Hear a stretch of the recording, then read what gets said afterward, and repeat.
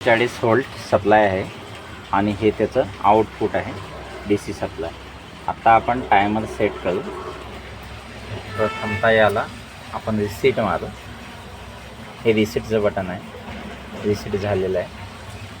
आता आपण timing set करू. क्लॉक बटन दाबून ठेवायचं. 12 वाजून किती मिनटं झाले? 12 वाजून 11 मिनिट झालेले आहेत.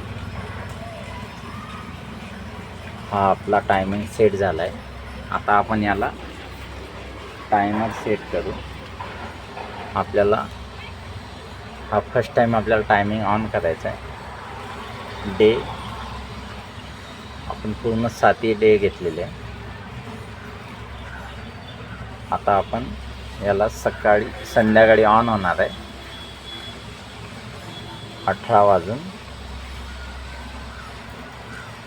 30 मिनिट आपण टायमिंग ठेवलेला आहे.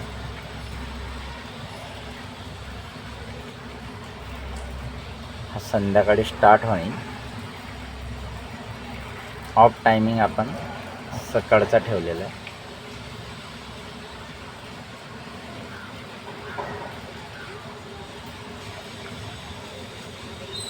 6 वाजून 31 मिनिटांनी हा सकाळी बंद होईल. हा टायमिंग सेट झालेला आहे. अशा प्रकारे हा टायमर सेट केला जातो. हा DC सप्लाय आहे. हा DC सप्लाय चोकला दिला जातो. ठीक आहे.